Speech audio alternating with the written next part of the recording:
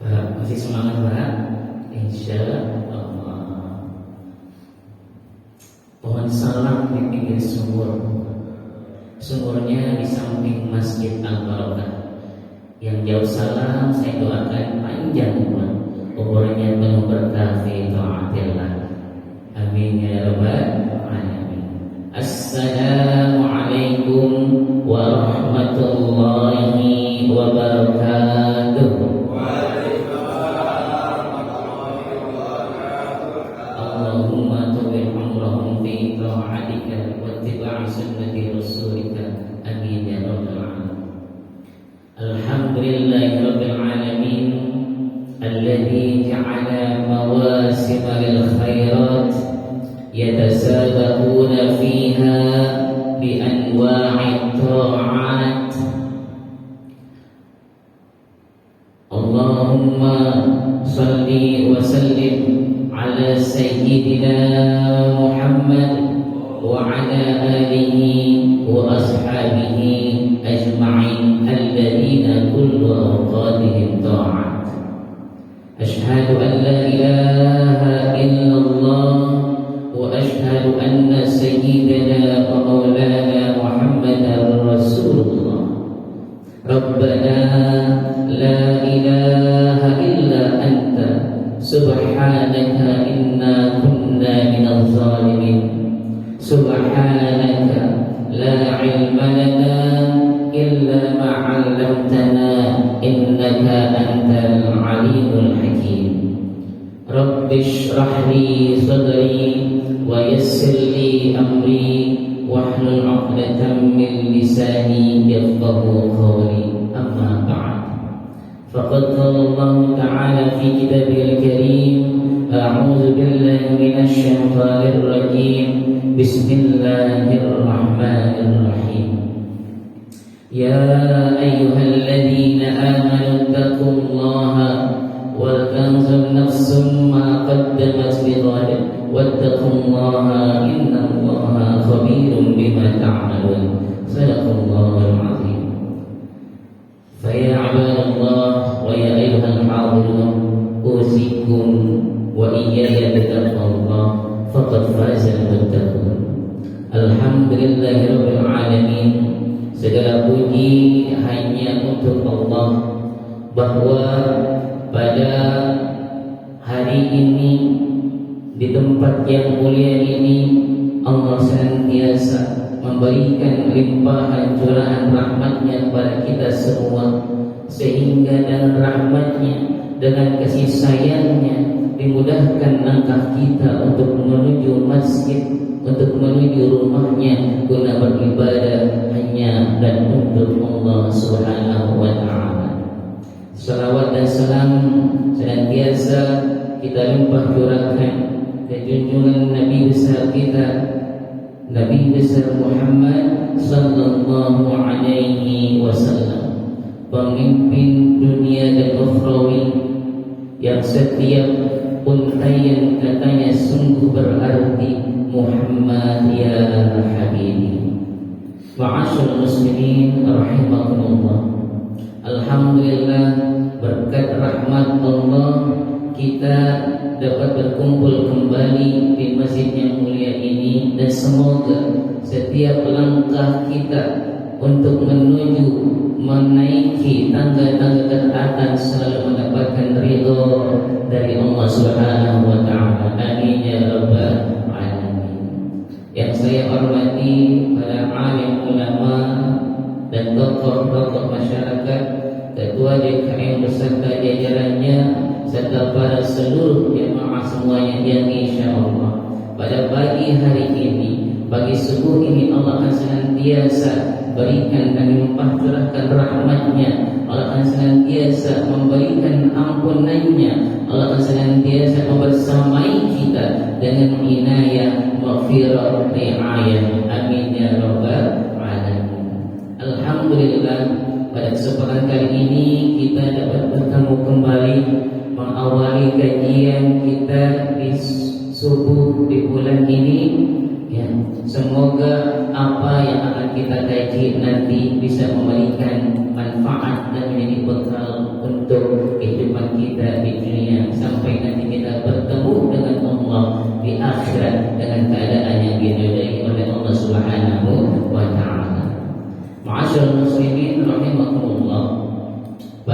kajian-kajian yang lalu sebelum bulan Ramadan kita telah banyak membahas tentang asbabu husnul khatimah, hal-hal yang bisa mengantarkan kita untuk bisa mendapatkan husnul khatimah sehingga kelak nanti kita bertemu dengan Allah dalam keadaan wajah yang berseri-seri.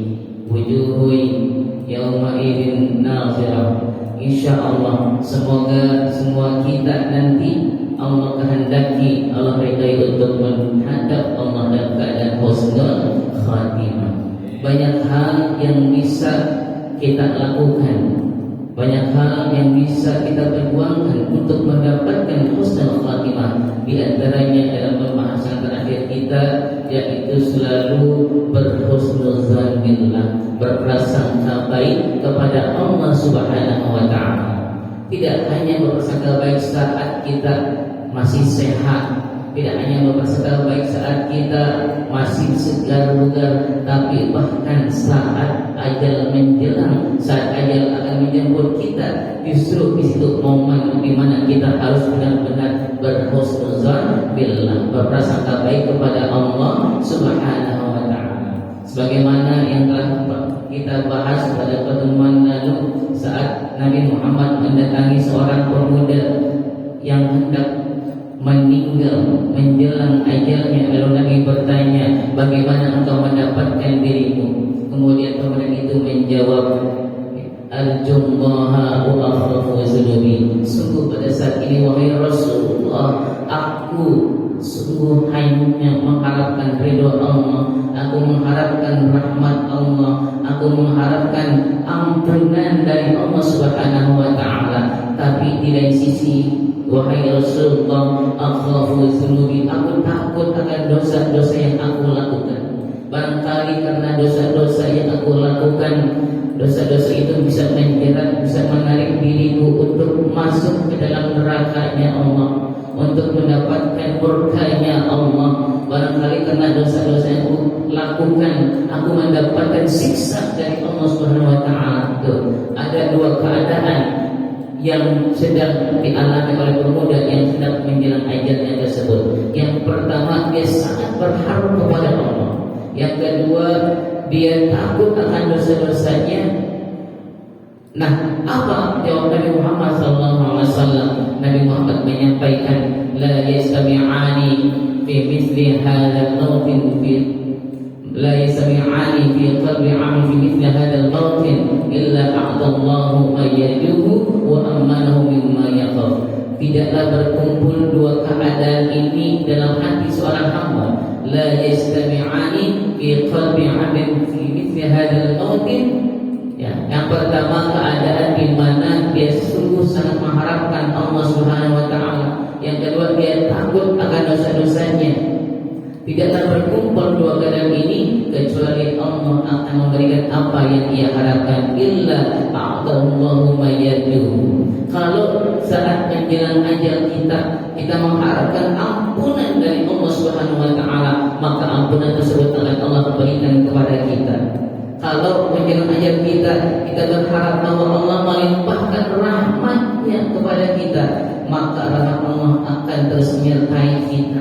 Kalau kita mengharapkan ridho Allah saat ajal kita datang, maka ridho Allah akan Allah berikan kepada kita.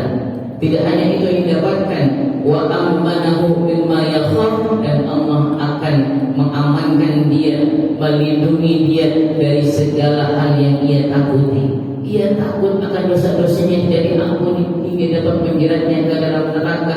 Allah akan amankan dia, diampuni dosanya, dijauhi dari api neraka. Maka sungguh penting kita selalu berprasangka baik kepada Allah Subhanahu wa taala, husnuzan billah. Bahkan dalam hadis qudsi Allah menjelaskan, ana 'ala zanni 'abdi bi, aku sebagaimana prasangka hambaku. Kalau hambaku berprasangka baik, in khairan, maka kebaikan pula yang akan ia dapatkan. Kalau keburukan yang ia persangkakan kepada Allah, maka keburukan pula yang akan ia dapatkan. Maka kalau kita lagi berdoa, harus yakin betul Allah akan menjawab doa kita. Jangan sampai kita malah berprasangka buruk pada Allah, ya. Selalu berdoa kepada Allah dan berprasangka baik kepada Allah, Allah pasti akan menjawab doa-doa hambanya. Selama dia memenuhi syarat-syarat, dipenuhi atau terpenuhi diijabah sebuah doa, maka doanya akan dijawab oleh Allah Subhanahu wa Ta'ala. Bukankah Allah telah menegaskan dalam Al-Quran, Allah berkata, wa idza salaka anni, tatkala ada seorang bertanya kepadamu tentang aku, maka katakanlah fa inni qarib, aku ini dekat. Ujibu da'watad da'i idza da'an, aku akan menjawab doa seorang hamba saat dia berdoa kepadaku. Falyastajibuli wal yu'minu bi, maka hendaklah dia terus meminta agar terkabulkan doanya. Allahumma stajib du'a'ana, insyaallah Allah akan kabulkan. Hanya kita memang terus harus bersabar. Doa dikabulkan bisa dengan berbagai macam cara. Ada yang tatkala sebelum kita mengucapkan doa tersebut baru hanya terbesit dalam hati kita, namun Allah sudah mengabulkan apa yang kita harapkan. Ada juga sudah lama kita berdoa, puluhan tahun kita berdoa, namun Allah memberikannya nanti saat di usia senja kita. Memang harus terus bersabar. Ada juga yang dikabulkan doa-doanya, tapi doa itu diinvestasikan nanti di akhirat, hingga nanti tatkala hamba itu masuk ke dalam surga Allah, kemudian dia akan melihat, oh ternyata ini adalah hasil dari apa yang saya mohonkan kepada Allah dalam setiap rangkaian doa-doaku. Ada 3 kemungkinan seperti itu.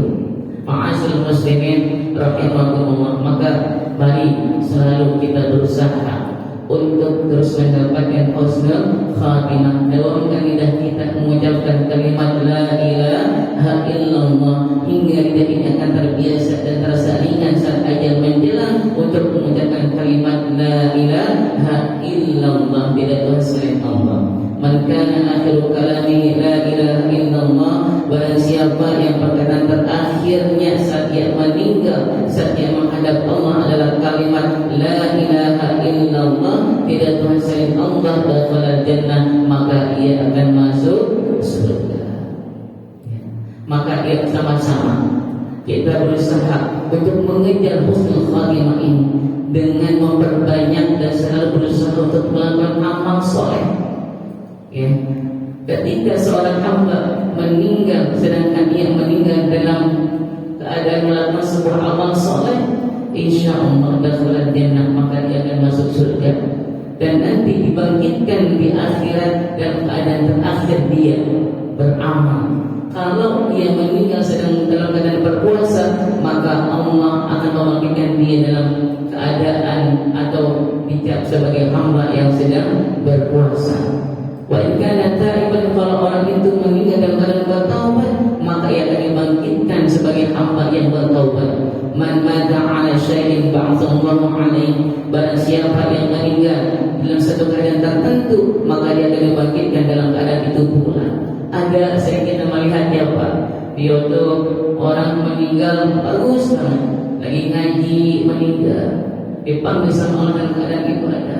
Ada yang lagi khotib, ketika dia mengatakan asyhadu an la ilaha illallah dalam sebuah khotib Jumat, kemudian dia dipanggil oleh Allah saat menyampaikan la ilaha illallah, indah banget ya. Maka semoga kita bisa menjadi hamba-hamba yang selalu bisa istiqomah dalam menjalankan ketaatan kita kepada Allah Subhanahu wa Ta'ala. Amin ya rabbal alamin. Ma'asyiral muslimin rahimakumullah, ketika nanti kita menghadap Allah Subhanahu wa Ta'ala, tidak ada yang bisa luput dari pengetahuan Allah Subhanahu wa Ta'ala. Setiap kita akan ditanya satu persatu. Setiap kita akan ditanya satu persatu. Ma minkum min ahadin illa sayukallimuhu rabbuh. Dalam hadis yang lain, ma minkum min ahadin illa sayukallimuhu Allah yaumil qiyamah. Di hari kiamat nanti tidaklah di antara kita melainkan dia akan didatangi oleh Allah Subhanahu wa taala, ditanyakan kepadanya terhadap apa yang telah ia lakukan selama ia hidup di dunia. Mulut ini dikunci. Siapa yang berbicara kepada Allah? Seluruh anggota tubuh kita, ya, bahkan sampai hati kita, sampai kulit kita, bahkan sampai bumi di mana kita berpijak itu bersaksi di hadapan Allah Subhanahu wa taala. Inna sam'a wal absar wal fu'ada kullu ulaika kana 'anhu mas'ula. Pendengaran kita, telinga kita, penglihatan kita, mata kita, hati kita, itu semuanya akan dimintai pertanggungjawaban di hadapan Allah Subhanahu wa taala. Syahida 'alaihim sam'uhum wa absaruhum wa juluduhum, akan bersaksi di hadapan Allah Subhanahu wa taala. Siapa? Pendengaran kita, telinga kita.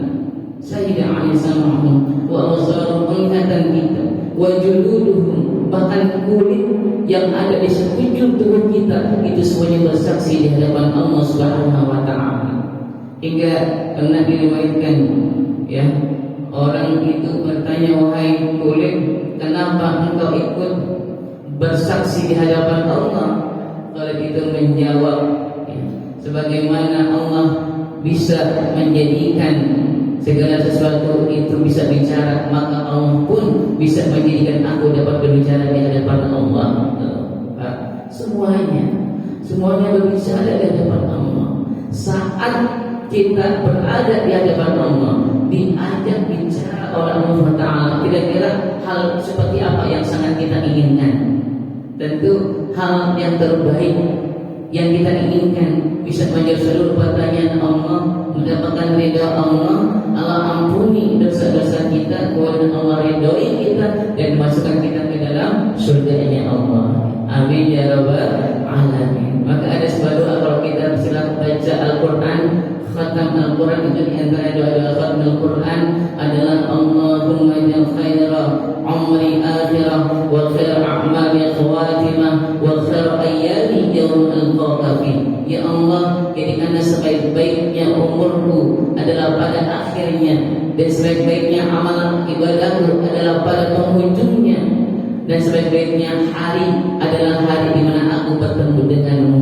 Nah, insya Allah semoga Allah mengijabah doa kita saat kita bertemu dengan Allah. Itu adalah keadaan terbaik buat kita semua. Amin ya rabbal alamin. Ma'azal muslimin rahimakumullah.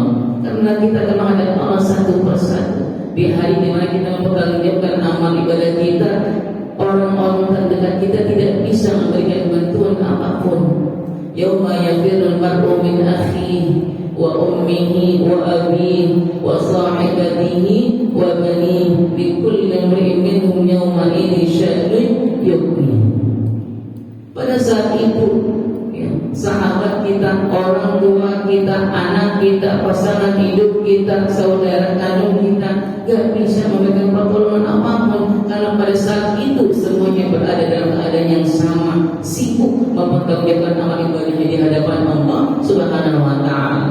Kalau kata orang Betawi mungkin boro-boro gue dalam Allah, gue lagi kesulitan gitu kan. Kalau bahasa kita gitu kali ya. Boro-boro bisa dalam ente, anaknya belum tentu bisa selamat gitu kan. Semuanya sibuk, ikul yang beriminkum yauma ini sya'nun yughni. Namun kita berharap pada saat kita berhadap Allah, saat itu kita mendapatkan wajah kita berseri-seri, wujuhi yauma idin musfirah, dhahikatun mustabsyirah, bersenyum gembira, berarti menjadi ahlus surga, penduduk surga. Amin ya rabbal alamin. Ma'asyiral muslimin rahimakumullah. Karena nanti saat kita ditanya Allah Subhanahu wa taala satu persatu, sebagaimana Allah sebutkan dalam Al-Qur'an, walaqad ji'tumuna furada, dan nanti kamu akan datang kepadaku satu persatu, kama khalaqnakum awwala marrah, sebagaimana kami ciptakan engkau pada saat pertama kalinya.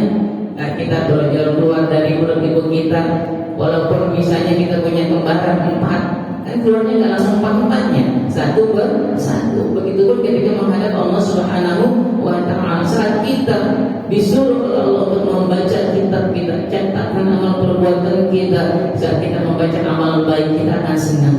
wajahnya berseri-seri. Tapi saat kita melihat amal buruk kita, maka wajah kita akan menghitam. Maka kita berlindung kepada Allah di hari di mana saat wajah itu bisa berubah-ubah. Ada kalanya dia berseri-seri, ada kalanya hitam, pekam, ya, banyak debu. Na'udzubillah. Semoga kita termasuk hamba-hamba yang Allah ridai. Amin ya rabbal alamin. Yauma tabyaddu wujuh wa taswaddu wujuh. Hari di mana wajah itu bisa ada yang menjadi putih, ya, bersinar, yauma tabyaddu wujuh, dan pada hari itu juga ada yang nanti wajahnya akan hitam, legam, musnah, penuh dengan debu. Ya. Wa taswaddu wujuh. Semoga kita termasuk wajah yang berseri-seri nanti saat kita menghadap Allah. Amin ya rabbal alamin. Dalam satu riwayat Nabi Muhammad SAW bersabda, An Abi Hurairah radhiyallahu anhu qala, Yadfillahu al-'abda minhu yawmal qiyamah wa yad'u 'alayhi kanafahu fayasturuhu min al-khalaiq kullaha wa yudfa' ilayhi kitabuhu fi dhalika as-sitr fayaqul. Suatu ketika di hari kiamat nanti Allah akan memanggil seluruh hamba-hambanya satu persatu. Allah dekatkan dia kepada Allah, atau Allah mendekatkan dirinya kepada hambanya. Kemudian Allah tutupi dia dengan kain kafannya sehingga ia tidak terlihat oleh makhluk-makhluk, oleh manusia-manusia yang lain. Lalu Allah sodorkan catatan amal buatannya kepadanya, sehingga saat disodorkan catatan amal buatan tersebut, makhluk-makhluk yang lain, manusia-manusia yang lain, bagi Adam yang tidak melihatnya, hanya dia dengan Allah Subhanahu wa ta'ala. Fayaqulu lahu, kemudian Allah berkata, Iqra ya bani Adam kitabak, ayo baca catatan amal perbuatanmu. Ketika Allah bertanya dan memerintahkan kepada hamba tersebut untuk membaca kitab atau catatan amal perbuatannya, kemudian hamba itu membaca qala fayamurru bil hasanah fayabyaddu lahu wajhu. Ketika membaca kebaikan dalam catatan amal ibadahnya, maka mukanya berseri-seri, menjadi putih, bersih, bersinar. Wa yamurru bis sayyi'ah fayasudu laha wajhu. Tapi tatkala dia membaca catatan amal buruknya, wajahnya menjadi hitam, pucat, ya, menjadi kumel, kusam. Kalau bahasa kita mungkin begitu. Yang fayasudu laha wajhu. Qala fayaqulullah ta'ala, benar Allah berkata kepada hamba itu, At-ta'rifu ya ibadi, apakah engkau mengakui perbuatan kamu ini, mengakui amal kamu ini? Qala fayaqulu na'am ya Rabb a'rifu. Dan ya Allah, aku mengakui hal-hal yang telah aku lakukan dari perbuatan-perbuatan aku selama hidup. Qala fayaqul fa inni a'rifu biha minka, a'rafu biha minka wa qad ghafatuha laka. Kata Allah, sesungguhnya aku lebih mengetahui daripadamu dan aku telah mengampuni dosa-dosamu. Fala tazuru hasanah tuqbal fayasir wa sayyatu fayasir. Maka tatkala kebaikan-kebaikan yang telah dilakukan oleh hamba itu, yang tercatat dalam catatan amal ibadahnya itu diterima oleh Allah, dia bersujud bersyukur kepada Allah Subhanahu wa ta'ala. Dan tatkala melihat seluruh perbuatan buruknya, amal buruknya diampuni Allah, kemudian dia pun bersujud kepada Allah Subhanahu wa ta'ala. Fala yaral khalaiq minhu illa dzalika. Sedangkan makhluk-makhluk yang lain tidak melihat apa yang dia lakukan, melainkan hanya dia dan Allah Subhanahu wa ta'ala. Hatta yunadal khalaiq ba'daha ba'dan tuba lihadzal 'abd alladhi lam ya'si qattan fala yadruna ma qad laqiya fima bainahu wa bain Allah ta'ala bima qad waqafa 'alaihi. Sehingga makhluk-makhluk yang lain itu menyadari dan berkata, sungguh beruntunglah orang ini, sungguh beruntunglah hamba ini, di mana dia tidak melakukan maksiat sedikit pun, ya, karena sesungguhnya seluruh makhluk-makhluk itu tidak melihat apa yang terjadi, apa yang dibicarakan antara Allah dan hamba tersebut. Jadi dari hadis ini kita bisa belajar dan kita bisa mengambil kesimpulan bahwa nanti saat kita menghadap Allah, mempertanggungjawabkan amal ibadah kita. Tidak ada satu makhluk yang lain pun yang dapat melihat, yang dapat mengetahui tentang apa yang akan kita bicarakan di hadapan Allah Subhanahu wa taala. Karena saat kita berada di hadapan Allah, ketika kita